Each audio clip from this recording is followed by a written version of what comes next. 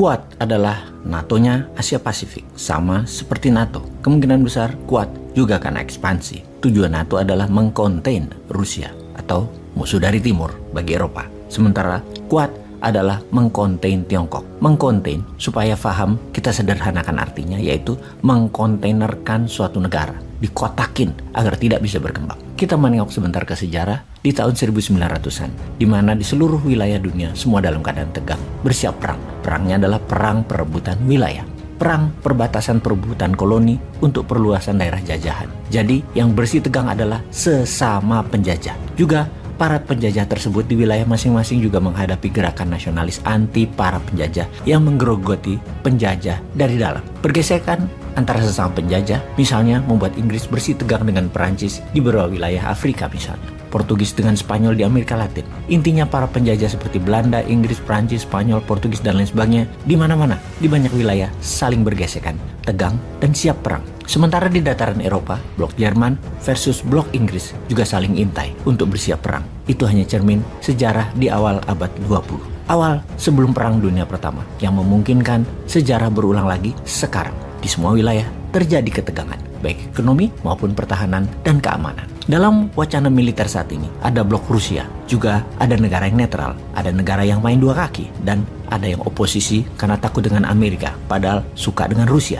dan ada yang memang berlawanan dengan blok Rusia. Kalau dalam wacana ekonomi, ada dua blok besar, yaitu J2 atau G2, karena hanya dua negara yang bermain, yaitu Tiongkok dengan obornya yang sudah mengikat 70 negara, yang kedua Amerika dan blok Sekutu Barat dengan mengikat melalui dolar. Obor adalah economic war tool, juga dolar adalah economic war tool, senjata perang ekonomi. Sahabat semua, informasi kali ini didukung oleh balamudacamp.com, sebuah kegiatan untuk remaja di masa liburan sekolah untuk membangun nasionalisme, leadership, membangun bakat, serta program young entrepreneur. Dididik langsung oleh pasukan elit militer, dosen Lemhanas dalam 4 hari 3 malam di barak militer. Camp Bala Muda di Bogor. Sahabat semua, daftarkan segera remaja kita di balamudacamp.com.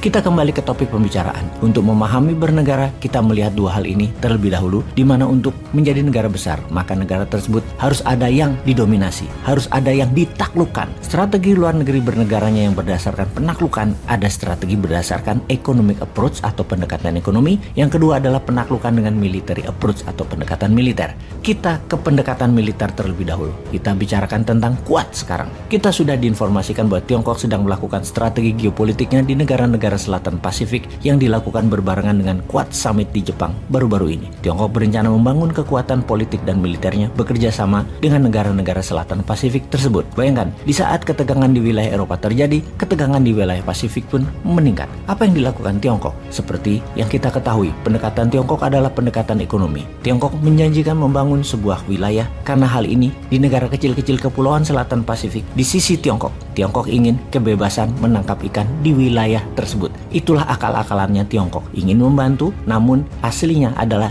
ingin mendapatkan hak penangkapan ikan wilayah tersebut. Kalau di negara penghasil sumber daya alam, kita semua sudah tahu strategi Tiongkok mengambil sumber daya alam di barter dengan pembangunan. Negara Afrika dan Asia sudah merasakannya. Di negara selatan Pasifik, kekayaan hasil lautnya yang mau dibarter dengan hutang pembangunan infrastruktur dan kebutuhan bangunan lainnya. Untuk strategi tersebut, Tiongkok sudah menyiapkan strategi untuk mengendalikan pertahanan sebuah negara di selatan Pasifik tersebut. Selain dengan menawarkan pembangunan, juga kendali atas pertahanan, sumber daya alam dan narasinya, Tiongkok berniat melakukan kontrol natural security dan narasi agar terlihat Tiongkok adalah negara yang baik. Untuk melaksanakan hal tersebut, Menteri Luar Negeri Tiongkok, Wang Yi, minggu lalu, Wang Yi melakukan tur ke beberapa negara Pasifik tersebut. Bersamanya ikut 25 orang delegasi dengan membawa dokumen yang berisi dalam tanda petik pre-return deal, strategi Tiongkok untuk mendapatkan sumber daya alam laut negara-negara Pasifik tersebut. Dan ketika kembali ke Beijing, Wang Yi mendapatkan 10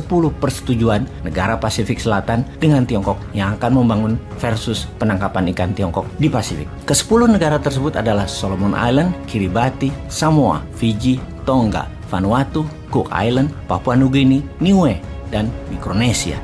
Kemudian oleh Tiongkok hal ini dikibarkan sebagai salah satu strategi Tiongkok melawan Quad. Quad adalah kerjasama militer antara India, Jepang, Australia, dan Amerika di saat mereka lagi mengadakan summit di Jepang. Tiongkok memprovokasi kerjasama ekonomi dengan 10 negara tersebut. Kita ke summit Quad sebentar. Dalam kesepakatan Quad kemarin, Quad memutuskan akan meluncurkan sistem kemaritiman berbasis satelit yang khusus memonitor kegiatan illegal fishing yang dilakukan oleh Tiongkok di wilayah Pasifik sampai Samudra Hindia. Untuk mengcounter tuduhan illegal fishing tersebut, Tiongkok melakukan deal dengan 10 negara Pasifik agar menjadi legal. Isi dari pre-written deal Tiongkok dengan 10 negara Pasifik adalah Maritime Special Plan, termasuk izin memancing, pelatihan militer laut, bantuan teknik vokasi, pembangunan pelabuhan. Perjanjian tersebut juga mengizinkan pelabuhan tersebut untuk menjadi pangkalan militer laut Tiongkok. Bahkan hingga film Mandarin diberikan gratis masuk dalam perjanjian tersebut. Kerjasama ini adalah kerjasama militer campur ekonomi selama 5 tahun dengan judul pembangunan ekonomi. Maka yang jadi pertanyaan adalah siapa yang paling diuntungkan? Maka Tiongkok mengatakan tentu negara-negara Pasifik tersebut yang paling diuntungkan, seperti kata Menteri Luar Negeri Tiongkok Wang Yi minggu lalu di berbagai konferensi media di negara Pasifik tersebut. Dengan ditambah bumbu kata-kata indah, bantuan kerjasama tersebut adalah no political string attached, atau tidak ada ikatan politik apapun. Ini murni bisnis. Tapi saya dan Anda tahu banget maksud negara Tiongkok itu apa.